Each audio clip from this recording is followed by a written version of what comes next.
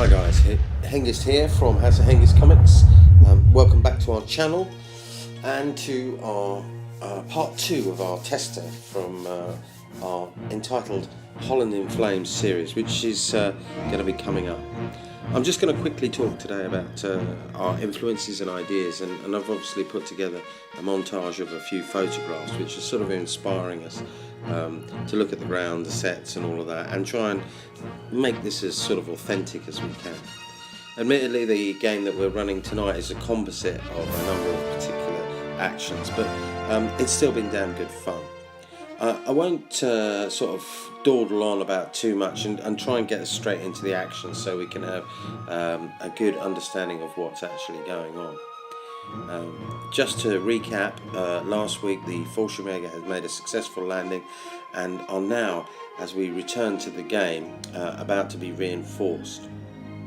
A dispatch rider here has been hastening the reserves, and the first sort of shots that we see are obviously of Fallschirmjäger motorbikes who've arrived somewhat late, landing in the wrong place, so to speak. The Germans immediately start to push ahead and broaden their bridgehead. They've got another objective to take further up the road, but at the same point that the Dutch are being reinforced, they're also being reinforced by French mechanised and tanks. The pioneers push forward, and in that process their aim is also to build a bridge, a second bridge, whilst the rest of their troops race up to sort of relieve and support the Fallschirmjäger. The only tanks they've got are Panzer Is, but they have a number of anti-tank guns which they'll use very well in this game indeed. What we're seeing here is the dispersal as they're crossing the bridge, the infantry, the Fallschirmjäger being dug in and still moving up the road with some rapidity. They've got to get ahead before, as we can see, the French armour will dominate. The French and sort of Dutch didn't really combine too well in this game, and the Germans used a lot of smoke and every tactic under the book to basically keep them divided, so to speak. Deck cards come in, and these recon troops were caught, but basically in the end I think the Fallschirmjäger are in a very good position because the French failed to capitalise. They were hampered by the ground. Their attacks started to come in piecemeal. As the pioneers build the bridge, their aim is to obviously get the armoured cars over, who are going to in some way confront the Sumas, which are now racing up the right hand flank. Stukas also make an appearance through the deck cards and start to dominate the sky. As the 8 and 6 Rads cross the bridge, they're basically effectively anchoring the flank. The Sumas make an assault, and again Lieutenant Schmidt is in the action. He was to fight on heroically, making a huge number of jump saves, but basically he stops the Sumas from assault, and so are the Panhards basically halted. The Panzer Is race through the enemy armour, whilst the Fallschirmjäger continue to press on with elan. The Sumas are attacked, and so are some H-35 or Hotchkiss tanks.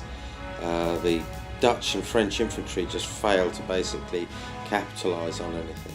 The tank assaults are effectively overrun and wiped out by the Fallschirmjäger, who used close support anti-tank weapons to do the job of bailing a few, seen with the white smoke here, and then assaulting.